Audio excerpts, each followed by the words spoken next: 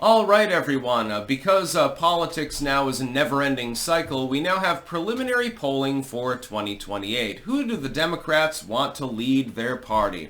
Let's see. Do they have self-reflection? Are they self-aware? Or are they just completely insane at this point? Unfortunately, it seems like the latter. Their soul-searching is going to have to wait for another election cycle, I guess. Here are the top 5 people that Democratic voters that were polled for want to run in the 2028 election. Kamala Harris at 41%. Yes, indeed, Kamala Harris carrying it by a long sea mile. Gavin Newsom at 8, Josh Shapiro at 7, and then Buttigieg and Walz at 6. Now, let me go through these 5 individuals. If you run with Harris, you lose. She's already lost once. Typically speaking, she's going to lose again. She doesn't have any qualifications, and she's tied to an administration that's legendarily bad, so I don't think that that's going to be a thing. If you run her, you probably lose.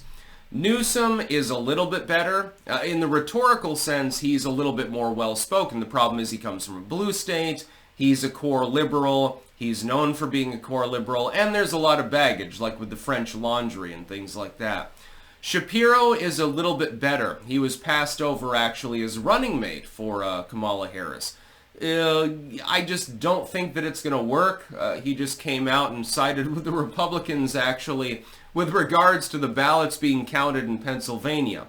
If we know anything about the further left, they're going to crucify him for that.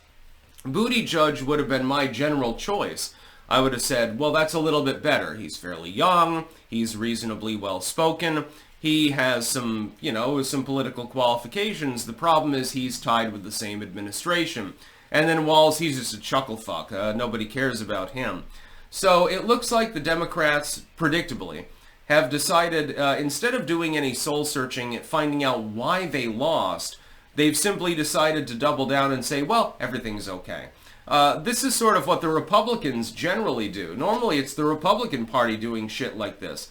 I can't even fully understand it. I've been looking at politics now since the 2000s. I've been analyzing things. I've been looking at polls. I've been looking at data in the raw sense, and also people's more human reactions on the socio-political level. I'm honestly telling you, I've not seen something quite like this. Like after Hillary lost, there was a general lack of soul-searching. For the most part, the Democrats simply said, well, the Russians stole the election and stuff like that. And that was fairly sheer. This time around, by God, it's 10 times worse. I don't even know what they're doing at this point. I literally have no clue. I'm going to enjoy the next 4 years. This is going to be great. If this is any indicator of the direction in which the Democratic Party is going, I'm going to be laughing at them for 4 years and ruining the fact that I'm inevitably going to vote for the Republican candidate in 2028, even if it's someone who's not necessarily terribly qualified. Like Trump, I voted for him. I have no problem with that because he's a qualified candidate. The Republicans, though, at this point, assuming the Democrats follow the same trajectory, they could offer up fucking Ted Cruz and I would probably have to vote for him. And that's goddamn sad. I'm not a Republican, I'm not a conservative or anything like that, but I'm looking at the Democratic Party, I'm saying, get your shit together. Actually understand why you lost. What the hell is wrong with you? There is no self-reflection. 41% for Kamala Harris?